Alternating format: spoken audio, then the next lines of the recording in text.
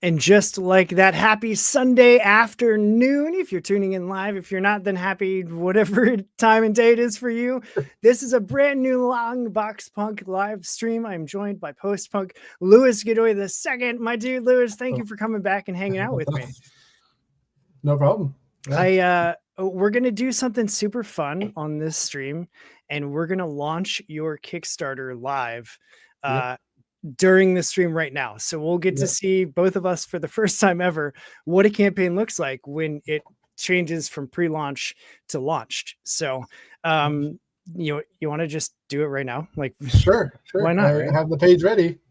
All right. So here is the page. We'll get the proverbial drum roll. All right. Getting ready to launch. Check the box. Launch project. And then I will come over here. And boom, project is live.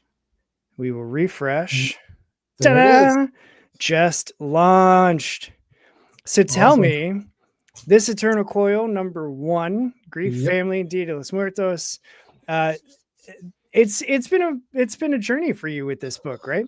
So what's like, tell me what it's been like. We'll get into all sorts of like the story itself and the having the same title as Gerald and like all of those things. We'll get into all of that stuff. But like, what's the journey been like just getting this second launch up and running for you? Well, it's definitely been I already got Becker, somebody. Nice. All right, cool. I just saw the number. I was like, hey, that was 0 a second ago. No, it's been a lot of work just to get to this point. So it's seeing everything finally be done. At least the inks are done. The only thing left is really color. Then after color, letter, which lettering, Micah's very fast. He can get it done in the same day. Yeah. And so that's it. So we're at the very last stretch, and by the end of the month, maybe into June, it should be pretty much done. That's awesome. Just depending on how Julio's time permits. Yeah. So it was a little bit of a struggle to deal with it not funding last time. So but we're here now, and hopefully this is the second time is the charm. Second time's the charm. That's definitely what everybody says. Yeah. So when I had you on the first time, we talked like your origin story, where the story came from. We're going to hit some of those same things, but for anybody that might have missed the first stream, who are you? How'd you get into comics? Like, give me your origin story, as it were, of creating. Sure. Well, I've been working on and off for the last now 5.5, 6 years, trying to get to the point to make a full-length comic. I've written stuff, but never only one thing I've actually made into a complete project, which is my comic Soy Paletero, which is available on Global Comics. Plug. For free. For free. What's it called? So written a bunch of stuff, drawn a few sequential pages. I have been in one anthology before, which is the Homebound anthology. Came out in June 2020. That was for charity. And then I've been working on and off for the last 5-6 years trying to get stuff done, and I feel like I'm at a point where people would be interested in something I write. So turns out I think they are. So I mean, I am. And having read the first 8-page preview that you sent me, like I need this book to come to life. I want to see, like, tell me what's your like log line elevator pitch for This Eternal Coil? Yeah, it's the story of a world that is devastated by immortality and no more babies, basically a barren world. And it's the struggle of a family, the Leandro family, to deal with the loss prior to the immortality of their matriarch, and their struggle to deal with the grief associated with that. So they've become distant to each other. So if that was a good log line or not. Hey, it was good enough that you got a second backer while we're Awesome. looking, because I mean, it's just fun. How do I even do that? Is this the way? I don't think that's the way, but yeah, You can see it there. you got a second backer. So Awesome. I'm just letting you know, man, like I've done like public radio and Mhm. fun drives and stuff like that, and the like very real feeling of we're gonna celebrate every time we get somebody, like a new Yeah. membership signs up or a new whatever, and so like that's just built into me of like, ooh, where are we at? Ooh, check that out. Hey. Yeah. Yeah, definitely. When you are on your own campaign, I think you're working on soon, is you're definitely refreshing that page all the time. Oh, man. And so, all right, so I want to let's dig into some of the challenges that you've had too. So the first time around, the Mhm. first campaign didn't fund, No. and the title shared its name with another comic that was on Yep. Kickstarter. Yeah. Like what did you learn from that experience, and like what did you take with you and then make this campaign? Like, did that influence how you set up this campaign? Uh, yeah, a little bit, a little bit. It's what I did is I kind of obviously changed the name because I didn't want to seem like it was the same comic at all. Because even though the name was the same minus the, Mhm. um, they are very different comics. His is more like it's which gods? It's the uh, Norse gods, Yeah. Yep. and mine is definitely not Norse gods. It's more Aztec based, but they both deal with gods. Um, and so I just felt like it would be good to differentiate mine from his. Even though we had obviously just named it the same, didn't Yeah. know each other. Um, but we've been in contact for the last few months, and like, oh, we're pretty good friends now. So, but I made sure that everything was pretty much done before launching. Like it's last time it was only about halfway, maybe, Mhm. and but now we're completely done. It's lettered, got lettered pages to show in the preview page. Got pictures of the rewards that you can actually see what they are. I didn't have that last time. Okay. So I just made the flesh it out more. The page so everybody knows what they're getting before backing. That's cool. Yeah. And speaking of that, let's take a look at the page. So Got another one. you're up at Got three 3 now. backers. Man, we're cranking right along. Which is awesome. So you've got there's your handsome mug over here. Um did you like, I always wonder, as the creator of the page, and this is not related to anything, but this the beauty of doing the show is I get to ask whatever I want. Like when you took that, were you very intentional with what picture you chose to like represent you on Kickstarter? Not really. I I just had a picture because I don't take very many pictures of myself, let alone any selfies. Yeah. Uh, so I just found one like, okay, that one you can see me, you see my face, and you can at least see everything. It's not Yep. like I'm any. It wasn't particular, like it wasn't from a special event. It was just for the day. I just took a picture that day, Yeah. and so that was it. I just okay, that one works.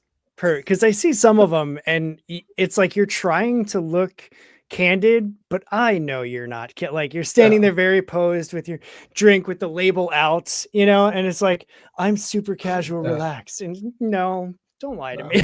yeah, no, no. That one is. I mean, it's not wasn't candid, but it definitely was just spur of the moment. Like, okay, whatever, take a Yeah. picture.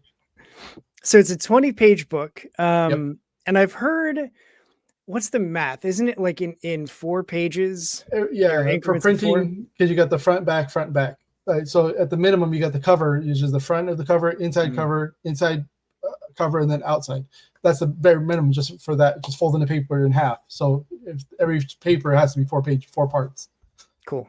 Yeah, and So that's yeah, something so that I never would have thought of until I started doing this show, and then I was like, yeah, "Oh, that yeah, makes total sense." yeah, because if you don't, you'll have a blank page somewhere or Yeah, more. yeah. Cool. So you got a 20-page book. Mhm. Um, here's the our pitch again that we covered. Mhm. The world is crumbling. Yep. So sad. Like what made you, where did this idea come from for having a world where that's very barren? It started out as a story about it was a world that became immortal, but there was people who chose to be immortal and some who didn't. And as the ones who didn't died out, it was originally one guy was left. He was the last soul alive.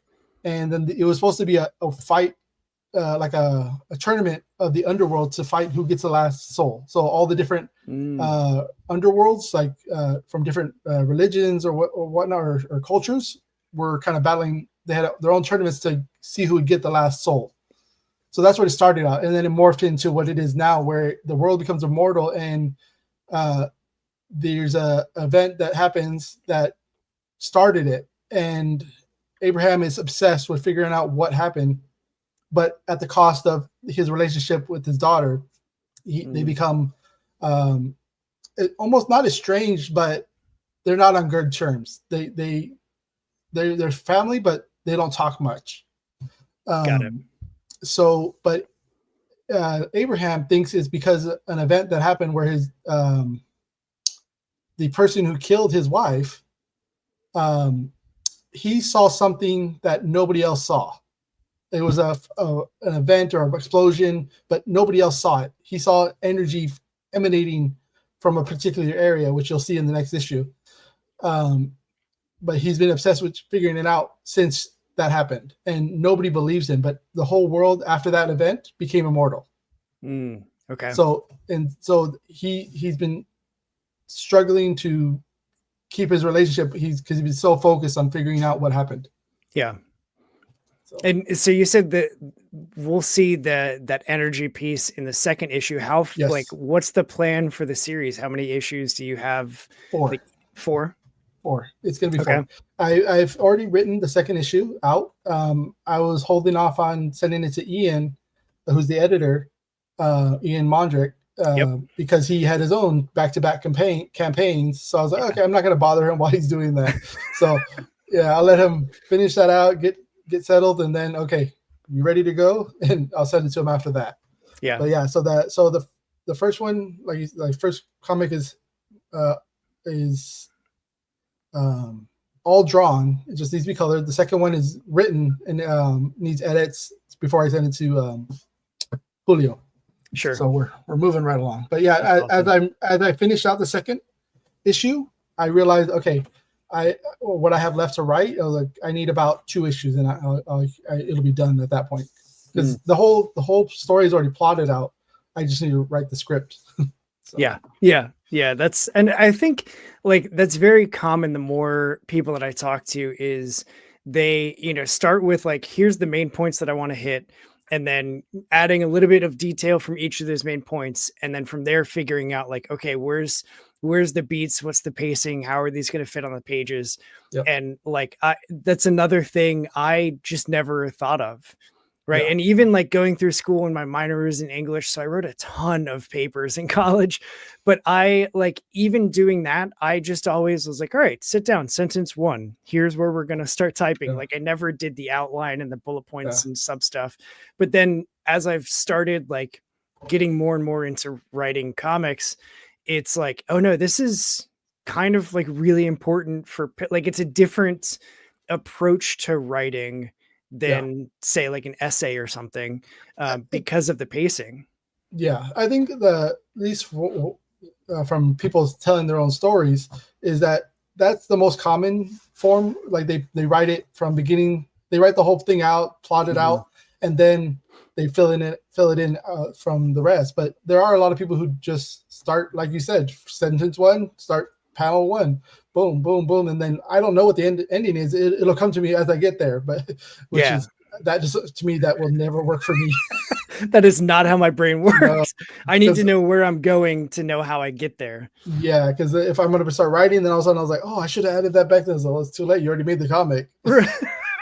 Yeah, no, I have to know where it's going before you get there. Yep. I am the same way. Cool. So we've got the creative team here. Yep. We've got yourself there, and then we've got Julio Suarez doing the artwork. Micah Myers, who I don't know how he letters like every book in the indie space, it feels like. He keeps coming up on like there's so many of the campaigns that I'm looking at. And so not only the indie books, like pretty much like so many different published, not self-published, but image books. Like he just had the one that just came out Wednesday was Lost Fantasy. So yeah, he's on a lot of books. Yeah, he's doing a ton of stuff for sure. And then we've got two-time post-punk Ian doing the editing. You've got Marcus Jimenez for the variant cover. And then you've also got, I'm going to mispronounce the name, so I'm going to let you pronounce it. Amalas Rosa? Amalas Rosa, perfect, doing the wraparound variant cover. Oh, that one actually probably should have taken that out. It's no longer wraparound, but hey, you know. Yeah. I took it everywhere else, not there. Yeah. She's doing the not wraparound variant cover. See, it's just that easy to fix, you know? Yeah. So I do like that you've got all three covers here. Those actually the covers that Julio's digital one. Those are there it is. Okay. Eternal Coil, and then his other Twin Blades books. Awesome. See, my windows were all overlapping, so I missed half of the text. Again, you know, this is a new thing for me, so I appreciate you just being willing to learn with me. Here's the main cover. Yeah, it's Julio's cover, which I really like a lot. Like I like the menacing face that's back here in the corner, looming over the husband and his family, and then the Dia de los Muertos down here at the bottom. Just all remind me, the Feathered Serpent comics, is that your? That's me. That's my stuff. I started it for this. Nice. Okay. Yeah. What's funny about the cover, it's actually an Easter egg to a very famous ghost hunting show. I thought so. I was gonna ask because I love Zach Baggins. I really do. So great. But yeah, when I saw the like Time for Ghost Adventures, I was like, can you handle the lockdown? Yeah, that's one thing I had Julio add to Abraham, because he's a fan of the show. It's so good. Dude, and I think I gushed last time, but this freaking cover, man, is so sick. Like the color palette with that lights, what's that stone? Like with almost like the turquoise looking color. It's just so freaking good. Yeah. No, Marcus is really good. Yeah, that's it. Like, was that so when it comes to these variant covers, like, did you approach the artists and give them like the pitch of the book and then let them go wild, or did you have like ideas for what you wanted the covers to seem like, and then you gave those ideas to the artist and let them come up with the covers? The first, basically, here's the book, here's some of the concept art that Julio did. Go with however you want, and then this is what because one of the prints, which you'll see later, is the character in the background, and Marcus took that and made that the big focal point of this, and the colors was awesome that he used. Like, I don't know, it was just like I couldn't pick any better covers between the two artists, Marcus and Amalas. They just knocked it out of the park, and each cover is very different. The first one's dark and ominous. This one's bright and energetic. I don't know, so much energy, and then this one's like the more solemn. Yeah, I guess so they're very different, each of them. Yeah, very, very Day of the Dead with the sugar skulls. Yeah. Which I love sugar skulls, man. Like, I just think they're so cool. It's such a unique cultural thing. And I even knowing full and well, like, that's not my culture, but man, that's awesome. Like, I just want to know everything I can about them. One thing I did differently that I don't know, I've never noticed anybody else do this, is that on the credits, on the covers, I put the cover artist's name on the cover as well. So nice. See, this one has Amalas' name on it, and if you look at the one above, it has Jimenez on it. Oh, nice. Yeah. But on the cover A, it doesn't have either one of them, because Julio did the cover on that one. Yeah, I don't see that often at all. So they should get credit. Yeah. Yeah, have their name on their work. That's great. Yeah. Because I mean, if they're selling, if they have their own version copy of it, if they want, they say, hey, this is me, or I'm right here. I'm part of the creative team, you know? Yeah. And then we've got, here's the, oh dude, that's dope. Here's the two prints as well. Yeah, that's what Marcus went off of on that. That's the image he used to create his cover. That's cool. Yeah, that's a great looking character design. Yeah. We've got some stickers, which are always a win.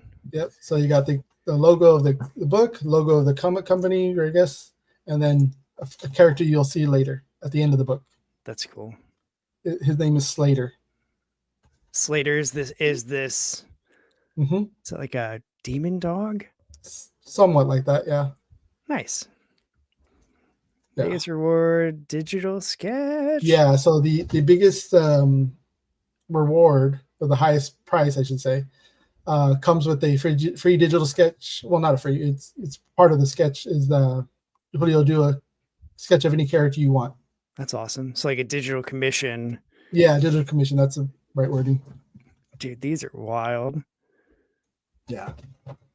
And it's great that you've got these examples, because I've seen the like commission tier in other campaigns, but it's like, yeah, commission our artist. I'm like, well, what stuff that they've done? Yeah. Like, I want to see. So seeing these three, and they all feel very different. Like, you know, the dark villain, the big hero, and then like he can also do the soft, cute, like, oh, look at MJ. Yep. Yeah, definitely different. With the spider web in the back too, like such a nice touch. Such a good touch. I also love like reading that 8-page preview that you sent me. I love that it starts off with this giant, strong splash page, like right off the bat. There's no like, you know, oh, we're just going to dip our toes in and take no, like, nope, there's lightning, there's big, bold text. Like he's in a very strong, almost aggressive stance. Oh yeah.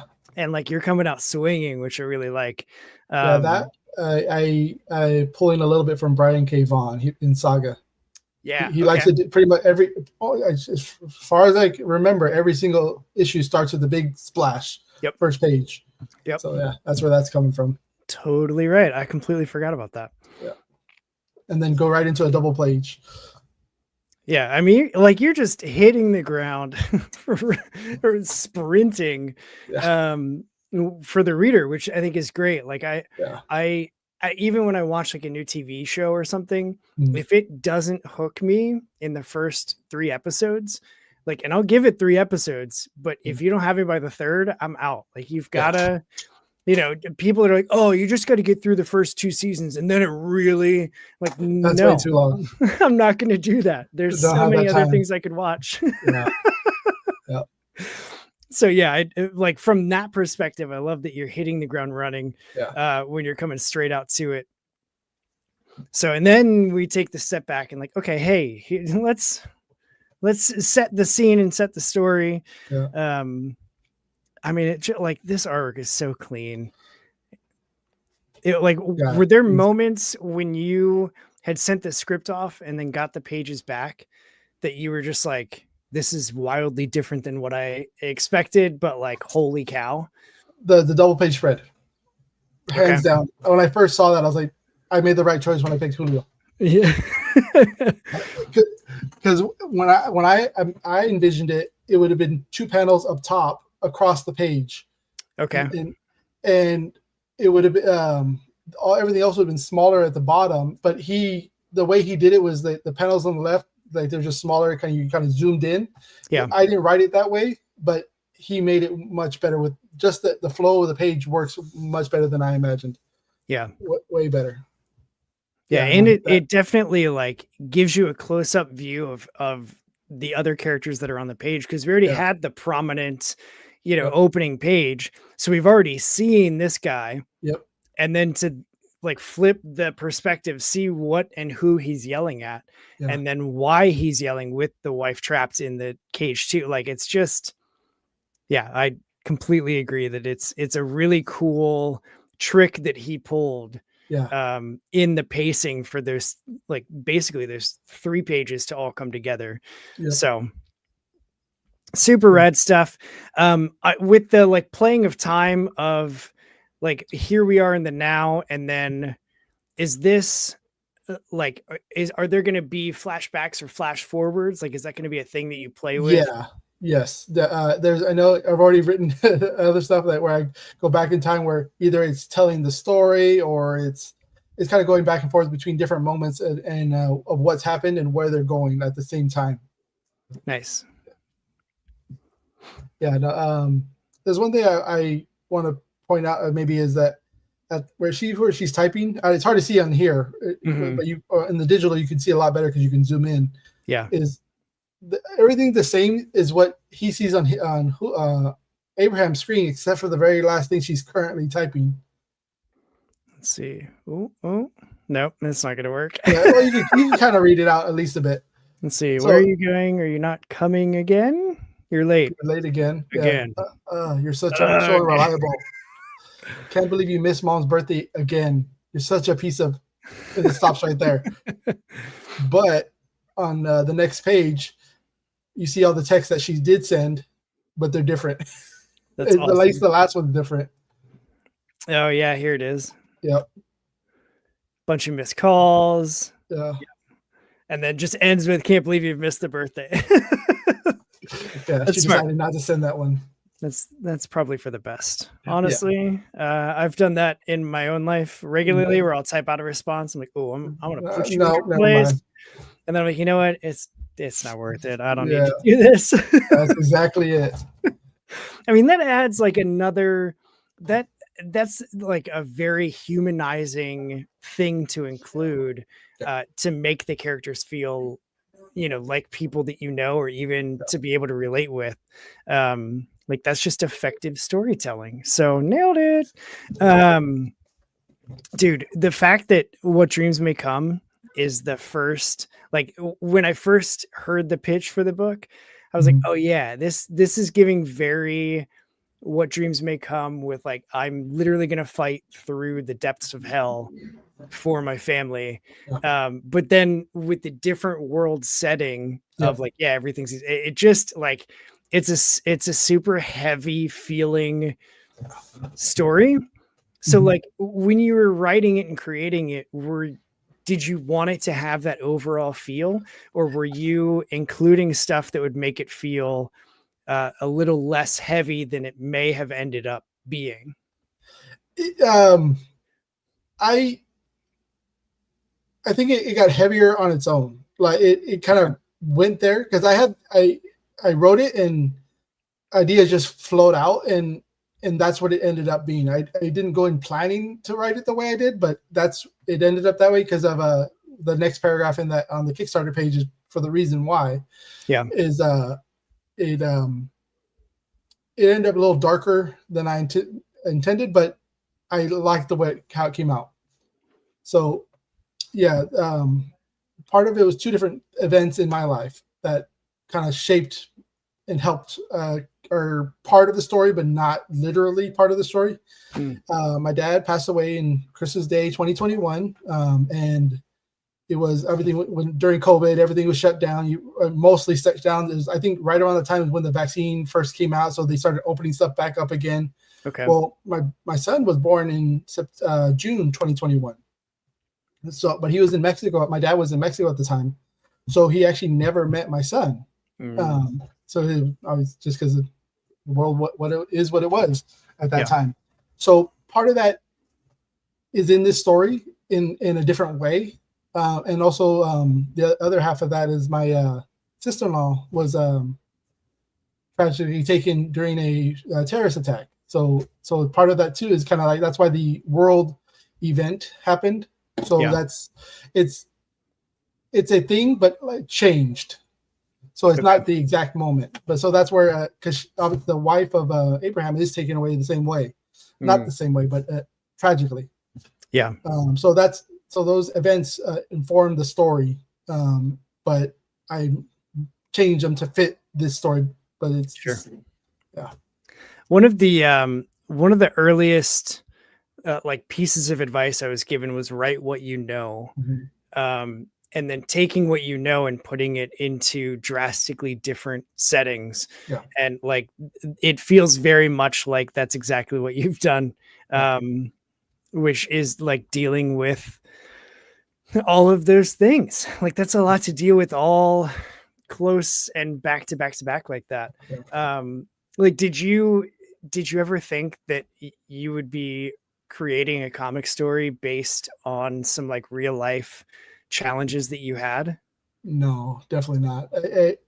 I sometimes in my own world, I kind of like try to avoid that topic, obviously, because it's not pleasant. Yeah. But part of the other thing is that I wrote it and it came out on its own. Like it just in my own world. I never did anything for Dia de los Muertos. I knew of it. I've heard of it. I more or less understood what the meaning of it. And then after my dad passed, I was like, it took a little bit, but then I was like, let me look into this. Let me do this. So I ended up doing my own ofrenda, which I don't think, is that in the preview pages? No, that's not till later in the book. At least no, actually the preview it is. The preview you see it is in there. Yeah, I forgot. I was like, so I did it myself. I couldn't remember where it was. So I ended up doing my own ofrenda for my family members who passed, including my dad and my sister-in-law. And I've done it the last 2 years, and will continue to do it until I don't see an end for me doing it. So it's a way for it to grieve for me. Yeah. That's also like it's a beautiful way of honoring those that have passed too. Like it from what I've read of like the celebration of Dia de los Muertos, it's very like it's honoring, and it's not just a like I am mourning and I'm missing you. It's also like a celebration of like, look at this legacy that these family members left. Exactly that. Which is like it's beautiful stuff. Speaking of beautiful stuff, let's go back to look at that transition. So Kickstarter has that new, like the featured reward tier. Yeah. What are your thoughts on that? I using it because it wasn't available last time I did my campaign. It's cool. I don't know how effective it will be yet. But I mean, that's why I featured Julio's work as a digital bundle, so you can get 3 comics for pretty less than you would at any comic shop. Yeah, which is great. And so then we've got there's This Eternal Coil of just the digital, and like keeping those. I was just talking to like my collaborator as we're trying to plan our Kickstarter and stuff. Of like, okay, so like reward tiers and stuff. And something that hit me today was like the digital pledge levels feel like the easiest, like you're using that pledge level to grow your audience, not necessarily like the goal of that tier isn't to hit the goal. It's to like grow your audience and make it accessible for as many people as possible. So like seeing that as $4, like who doesn't have, like, that's a comic, right? Like anybody that's going to buy a comic can buy it at that level, support the campaign, and still get to read the story. And maybe later they're going to say, hey, I want to do a physical catch up. Like, are you going to do, and this might be too early, you might not know, but do you plan on collecting the 4 issues into a trade? I'm not 100% sure. I would imagine that would come. I'm not sure. Like it might be like from an end of 4. There may be a gap of time, like let enough time pass before I do that. I wouldn't do it like right away. But I imagine I would. It'd be kind of cool to get my own little trade. Have the whole story like that you can hold in. That's rad. And then so what is oh, and you've got the early bird specials. That's what's up. $7 for the physical copy. It didn't say physical, but that's like, dude, I love. I priced the it importance of the pretty reasonably. At least I hope it's pretty reasonable pricing. I mean, listen, if you look at the rest of like the Kickstarter space, these are very reasonable comparatively. And that's not a knock on the people that, have it priced high or whatever. It's just like as a brand new reader, Like, I feel like these levels are so realistic and so easy for anybody to just say, you know what, like, I'll take a chance on this book. Yeah. Yeah. I'm willing to, do this and get the book and back it and support it and help make it true. Yeah. Like, Yeah, super. that was a goal when, for me, is more to get people to read. I read it, not to read. Yeah, you can read too. No. Yeah. That's great. Yeah, no, it's put it at a level. Obviously, it's only a 20 page because I mean that's like just the lowest considered a full size comic. Yeah. Obviously, like you're looking at Marvel and DC, they're doing 20, 22, 24. That's pretty in that area. Yep. So I wanted to price it about the same as close to possible with obviously with indie pricing. So that's why I priced it the way it was, because other people's books maybe like 36 pages, 60 pages, 48 pages. So like a much larger book. So I didn't want to price mine that high because it's a much smaller book. Yep. Yeah, I think that's totally, I think all of that makes all of the sense. Yeah. And I mean, like, I'm probably gonna back here because that cover is so freaking good, man. Awesome. Like, it's so good. And I know it's impossible to choose, but like, do you have a favorite? I can't say any favorites. Fair. Yeah. I had a feeling you wouldn't be able to. But yeah, like, because I mean, all three of them are just solid covers. Yeah, they're all good in their own way for different things. It's like you could just see it right there in that imagery how different they are, but you could feel that they work together, but they are different. Yeah. Yep. And then we've got, so like when you were thinking about like the levels and the add-ons and stuff, like did you have, like, was there a super detailed process of like, here's what I want to have for add-ons and stuff like that? Or were you just like, I think sticker, like everybody loves stickers. So like stickers, and like, how did you approach all that? I've just, I know that other campaigns may have a lot of add-ons, but I went pretty basic with just two prints and some a pack of stickers that in the covers. That's it. So I mean I don't have any bookmarks. I don't have pins, shirts, on any of that stuff. It's mainly just for the comic itself. Like everything else was extra. And if we end up funding and has stretch goals, I may add more. But right now, where it is good for me. Like just the cover, comic, prints, stickers. Yep. And all three, like, prints and stickers celebrate the comics. So like everything drives it back to, I fully in agreement with you there. And that's the one where that one right there has the sketch from Julio. Yep. And he said to do 15 of those. So those are limited. Okay. Oh, and you get all three covers too. Yes. All three covers. And yeah. That's awesome. Yeah, this is great, dude. This is solid.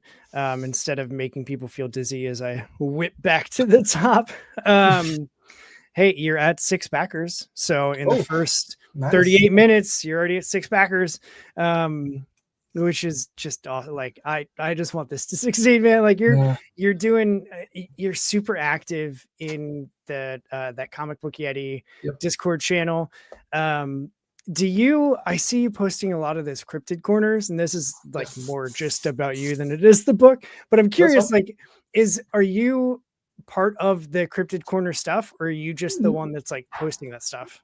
I just started working with Comic Book Yeti, the site, more the newsletter than the site. Okay. But it just happened like because they had a column called the 4-Color Lowdown on their site. They do every Wednesday. It was by Doug Wood. He had at the end of his 4-Color Lowdown, he'd do a what would I buy? But he with a play on words, Wood, WOOD, his last name. And for whatever reason, it stopped for a bit. I was like, I missed that thing. Let me do it myself. So I posted it on my Blue Sky, and then Byron's like, "Hey, you want to do that for the newsletter?" I said, "Okay, sure." So I've been doing it for the last like 2.5 months or so now, and so I know that Byron and Jimmy, they're on the East Coast, so I usually get up and they're usually up later or my time, I guess. So I share the link inside there because they may not do it for a day or two later. I do it the same day it loads. So the first day, so it I just share it. That's it. Okay. Nothing, just because nobody asked me to. That's awesome. No, I love that. Like so Discord is still very new to me. Like I'd heard of it and I had joined one, or I don't know, years ago at some point, because whenever I got whatever their first server invite was in the last like 2 years, I already had a profile and stuff, and I was like, the hell is okay, I don't remember signing up for it, but sure. But like I've used Slack for work, and I've used like GroupMe, which is the, like texting for coworkers and stuff. For some reason you don't want to just have a group text with whatever.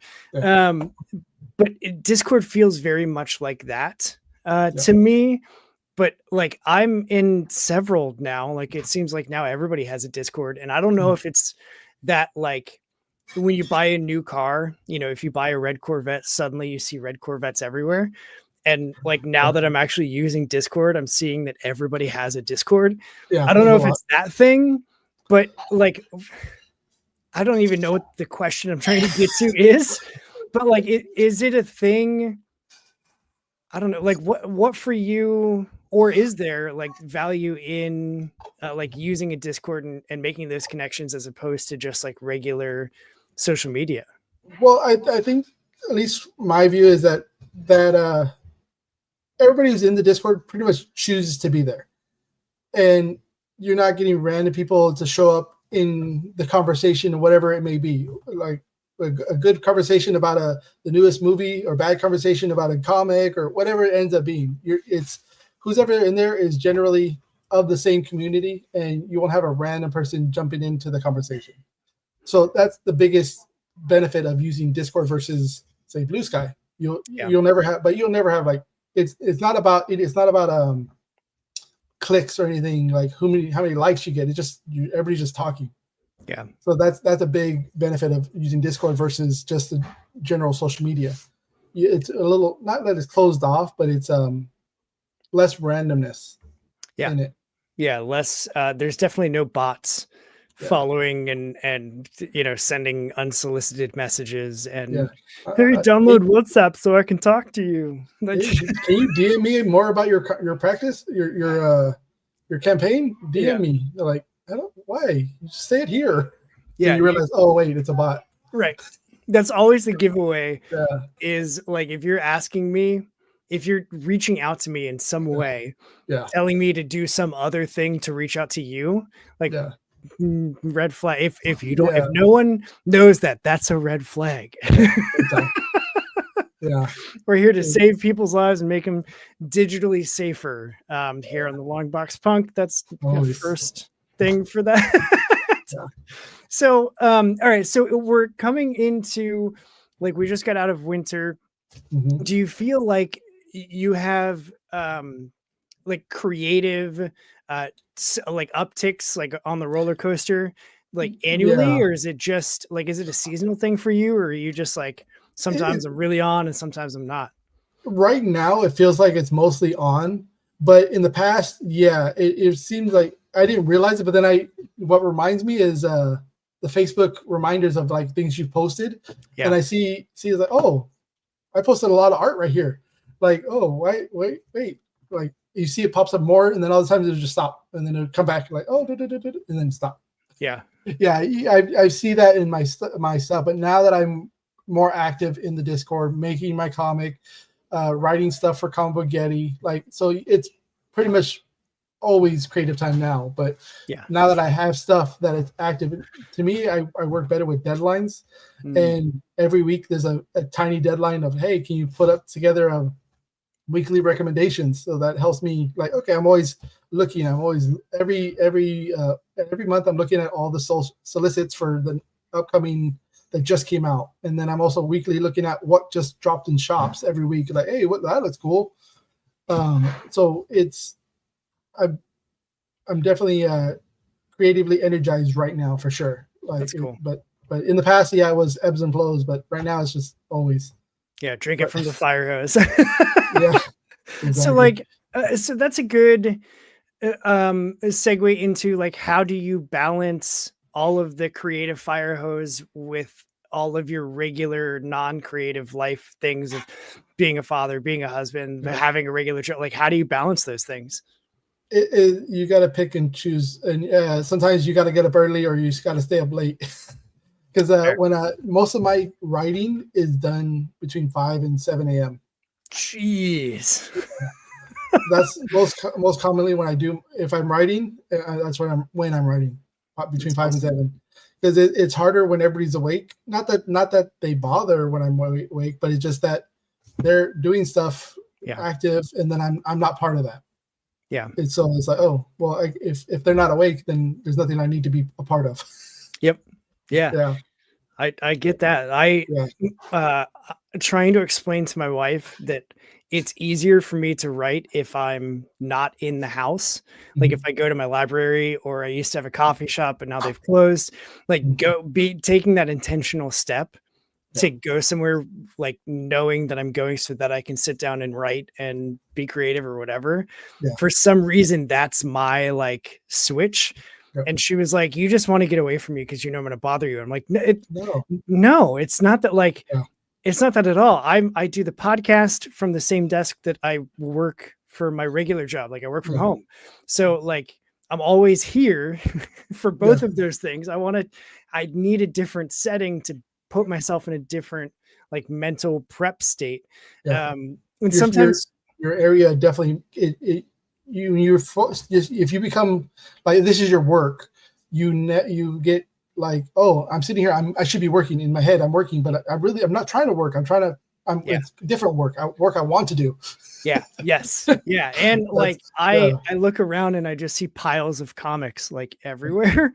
And then the anxiety of like, God, I got to put those away and I need to make time to read and then reorganize. And I just not bought another long box, but now I got to redo all of my organization with the books so that everything fits that I've collected or added or whatever. And so like all of those things are so like, oh, I need to move these pictures around and and then suddenly, I get stuck in that downward spiral of overthinking everything. And I'm like, I haven't written a single thing yet.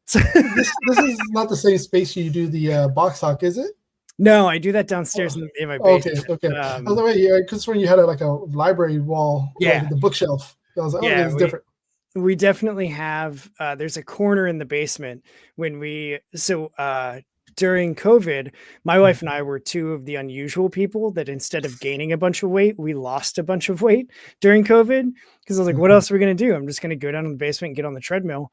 And none of our basement was finished. And so I was always on the treadmill looking at this space that could easily be like a media room with, the library walls and stuff. And so doing treadmill time 5 nights a week for, 13 months in a row. I was like, we're doing this. And she was fully on board. And so we found a contractor, got it made. And then I put all my books up and I was like, I need more shelves. Like it's already full, but now I'm like, well, I have shelf space. So I can finally pick up that cool Cyclops statue that I found because I have somewhere to put it now. And so now I'm buying like statues and stuff. And I'm a slippery slope kind of person where once I find something that I like, game over, man. No, you're telling me that's what all this stuff to my left is. It's all figures and papers on the wall, posters and original art, whatnot.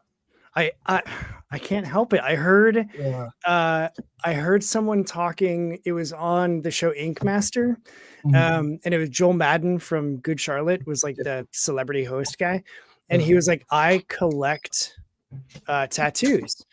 And I was like, what do you mean? You're like, what does that even mean? And he mentioned that and like went on whatever. And then it was like, no, looking around here, I'm like, oh, I collect like comic book artwork and comic related things. And like above just, comics, I collect posters and artwork and stuff like that. And then it's like, well, I can't display all of it. Like I'm out of space, right? Like I have space on my X-Men wall, but I don't want to fill it with non-X-Men stuff. Yeah, keep it all the same. Yeah. So then I look around, I'm like, because I've got a couple more commissions that I've had done that I want to put up. I've got, other comics that I've picked up that I want to get up. And I'm just like, I don't I don't know where they're going to go. And so then I just don't do any of it. And I just am always anxious about how much I need to do around the office. You either got to take stuff down and replace it or get rid of stuff. Like, oh, I don't want to though. Yeah. Or like get one of those big artist portfolios that like my sister had when she was in college for art, and just, you know, put the pages in there and occasionally take them out and appreciate them and think about where I was when I got them and then put them back in the thing. And I'm like, does that even do it justice though? Cause art's meant to be experienced. And I don't know. I'm a classic overthinker. Well, you know? I was thinking of doing something similar because I have an artist portfolio thing. But I've started to keep any like prints. I don't buy too many of them, but any prints that I buy, I would keep them like maybe on the breakfast table or whatever, just to, so people, if everybody comes by, they can look at it, because I would do it with original art, but for prints, I would do that. Yeah. The original art needs to be protected behind glass. Yes. No. They're too expensive to just keep them on the table. Yeah, for sure. Especially when you've got, you know, any family at all. Like if I lived a bachelor life, I would be fine with it because I know I'm gonna be like tiptoeing around the table it's set on.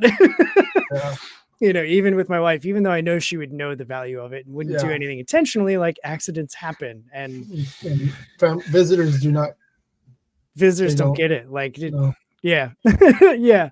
That's why I love finding like community of other creatives and stuff that live locally here. That's why I liked Free Comic Book Day yesterday, because going to some of the shops had some of the people that were set up, like two of the shops, because I went to 3 shops because I'm an overachiever and I guess I just like punishing my bank account. But like only one of the shops had local creators at, you know, tabled.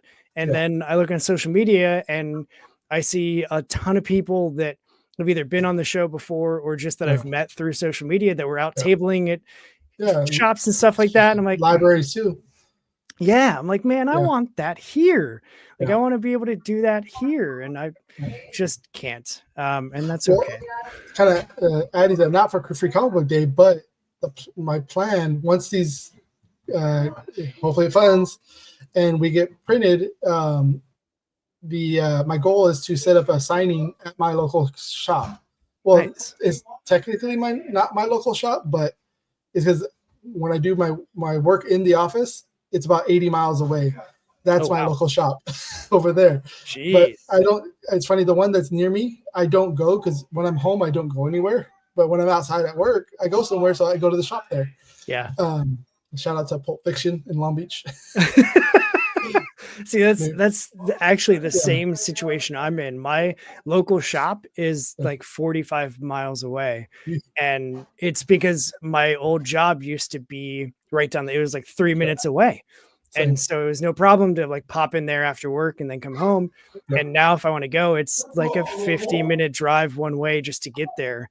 And so usually I hit it while I'm out. And I've told the owner at this point, like, Jeff, listen, man, I don't work here anymore. Like I can only come in like once a month, but I'm still going to be regular. I'm still going to come in, just be prepared for that. And he was like, no, that's okay. Great. So cool. It's cool. You have a good shop. Like they'll understand that kind of thing. I mean, I've been going to Jeff as an adult now for 14 years, and I'm pretty sure that it's like that same shop is one that I used to go to as a kid, that my dad used to take me to. So like I have been going there for basically my whole life, except for like college and high school when I was like, girls. And then I got out of college and I was like, I'm going to find girls that also like comics because I love comics. So it's funny. I had, I think I was like 12 when I had gotten out of comics for a bit. And then when I got back into college, when I went to college, I got back into comics, and there happened to be this shop that I currently go to was the one I went to. So I've been going to them for almost 20 years now. Nice. Ooh, cool. Thank you. My son, you can't see him, but little Charles Xavier over here. Perfect. Just a little. That's him. Yeah. Awesome. Well, let's check in on our campaign here. You've got 10 backers. We're already just past the 10% point. That's right. I was going to say Awesome. that's fast math, man.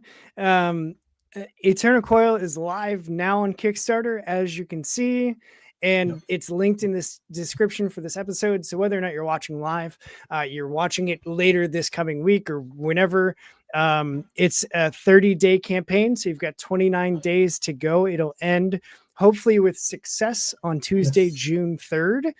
And I hope this book comes to life because, man, I want to hold this book. Like I'm rooting, I'm pulling so hard to see this come through. So as you know, though, you're not done yet, my friend. Two more things. One, I'm going to take a pose to use as the YouTube screenshots. And so let me hold on. Let me turn off the get rid of the blackbird there. Yeah. So you can use that background too. Let me see. Did this work? That'll work. All right. Let me get my shortcut here. 3, 2, 1. Cool. And then the other thing is, like, I just love talking to people that have different experiences that led them into comics. And so part of why I love doing the show is because I get to just hear directly from those creators. So if there's anything you want people to hear from you, it could be a sales pitch. It could be why the X-Men are better than the Avengers. The content doesn't matter to me, just so long as I want you to have some space to share whatever it is that might be on your mind. So the floor is yours, my friend. The only right now, I think. Hold on. What? Sorry. Okay. 1 sec. Sorry about that. You're good, man. Oh. Well, shout out to your editor who's in here and saying good luck on your first day. I didn't even know the comments were on. I was on the wrong chat. Were you on the private chat? Yeah, shout out to Family Matters with Jay. His campaign ends in a couple days, so hopefully he can get a few more backers. I'll just say shout out to him and the whole creative team on This Eternal Coil. Still have it in my head. I bet that was hard to change, like going from promoting This Immortal Coil to now This Eternal Coil. I still say the wrong one because in my head it was for like a year. It was the same name, and then I go to launch and I see, oh, there's another guy with the same name. Oh, yeah. Well, every time you say This Immortal Coil, Gerald gets another backer. So just know, like, yeah, it was a tough decision, but I was like, I need to change it. But yeah, I'm good with it now. That one worked. That one actually suggested by Marcus Jimenez. I put something out on Blue Sky. I was like, hey, what do you think of these couple names? He's all, how about this one? I was like, oh, that one's really good. I need to keep that. Yeah. You're right, sir. That is a good. Yes, I'll take that, please. Yeah, I was using the thesaurus so much trying to figure out, okay, what can I name it? Like, okay, it's the same thing but different. But yeah, that's what I need on my desk is a thesaurus because I'm tired of using the same. Like everything is rad, hella dope, or awesome, and I'm just like I need to come up with. I mean, they work, they fit. They're some of my favorite phrases. I use sweet a lot. Sweet.